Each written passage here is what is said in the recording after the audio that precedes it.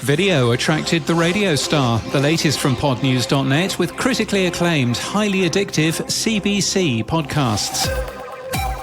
Freakonomics Radio has announced a new YouTube channel with its podcasts. The network also plans to experiment with short and long-form video and animation. It claims the partnership will help with searchability for their shows and will make the content more accessible with captions and transcripts. Google tells us that Google Podcasts carousel links in Google Search, which the company said will go away at the end of this week, are being replaced with a new feature. A spokesperson told us, "We are always working to make it as easy as possible to find helpful information in search, regardless of the form that content takes. Our existing podcast features will gradually be replaced with a new single feature, What to Podcast, currently live on mobile for English users in the US. This feature provides detailed information about podcasts, links to listen to shows on different platforms, and links to podcasters' own websites where available." Well, we're not in the US, but using a US VPN, we think that we've found the thing that they're referring to. It seems to link to Spotify and to Google Podcasts, and we have a short video exploring it too. You'll find those linked from our show notes and our newsletter at podnews.net. Our series on podcasting in East and Southeast Asia has been expanded today with a look at the Philippines, where true crime isn't a thing for one very good reason, and Indonesia and Vietnam, two different countries with the same kind of podcast habits. Podcast host Osha has launched a Smart Link, a player for sharing that's intended to increase your conversion rate and downloads. A podcast studio in Scottsdale in Arizona is now open 24 hours because of demand. Pod Populi was covered by local TV news.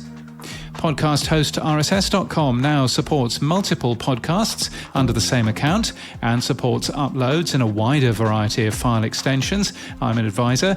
Libsyn's The Feed podcast has added a podcast soundbite audio clip from the new podcast namespace into their RSS feed. We think it's the first use of the new podcast namespace for that show.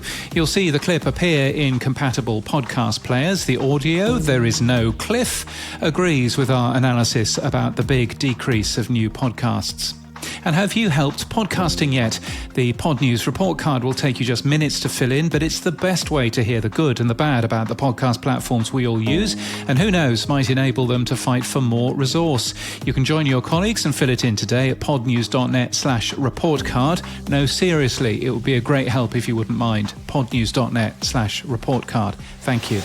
In People News, Matt Mize has been appointed as Director of Podcasting and Head of Pacific Content at Rogers Sports and Media. He's been with Rogers for more than 4 years, leading branded content and commercial integrations.